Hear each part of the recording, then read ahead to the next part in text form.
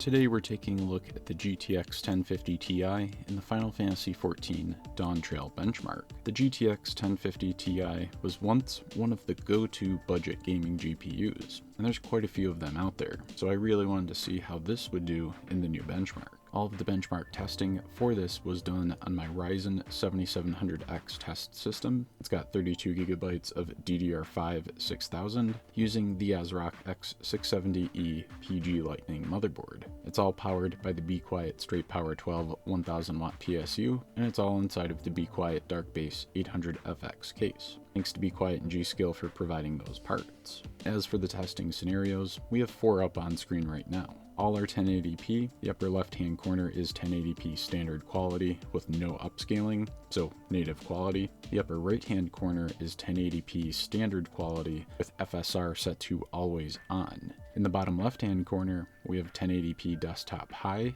with no upscaling, and we have the 1080p desktop high with FSR always on in the bottom right hand corner. If you're wondering why I didn't include 1440p in the testing, well, I did test it out, but the GTX 1050 Ti doesn't do super well. This is really more of a 1080p card, especially in this game, in my opinion. Alright, well, yeah, it looks like obviously the FSR always on results are doing a bit better. I would say at 1080p, I do kind of like the native quality a little bit better here.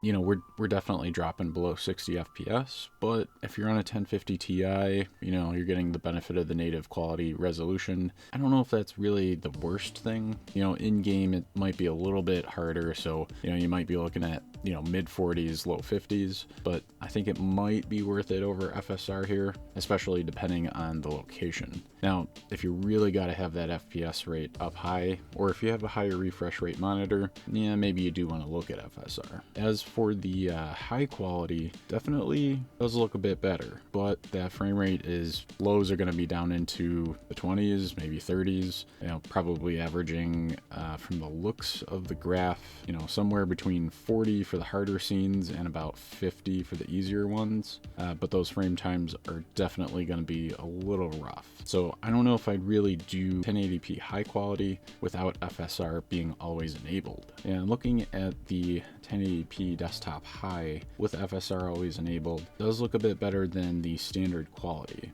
and we're getting a pretty decent frame rate here. It's similar, I would say, to the 1080p standard in some of the scenes, so that's kind of interesting. In terms of the custom scores here, there's really no contest. The 1080p standard quality with FSR enabled is obviously going to be way higher frame rate than everything else. Yeah, even with FSR enabled, the 1080p desktop high preset really struggled with that mount test there.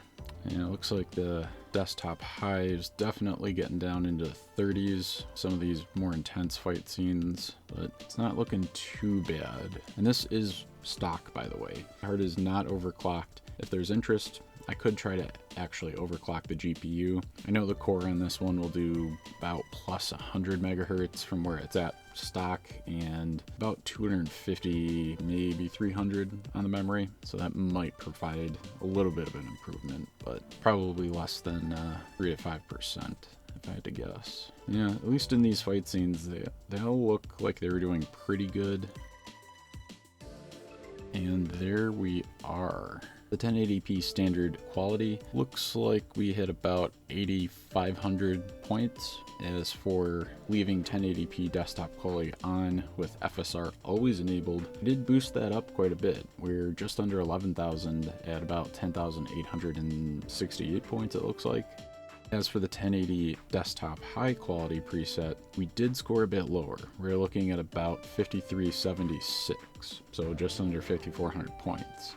Not bad, but you're definitely going to end up with some of the harder or more intense scenes, you know, down into that mid-20, low 30s FPS range. So that could definitely be something that you want to keep an eye on. That would be a scenario where you're probably going to want to overclock, and you may even still want FSR enabled.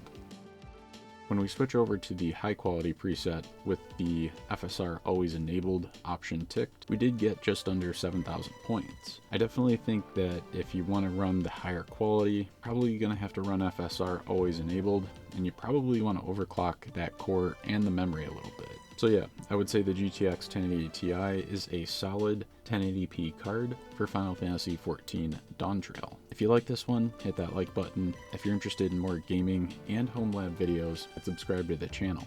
And if you want notifications on video uploads, definitely ring that bell so YouTube will actually send them to you. Until next time, keep on gaming.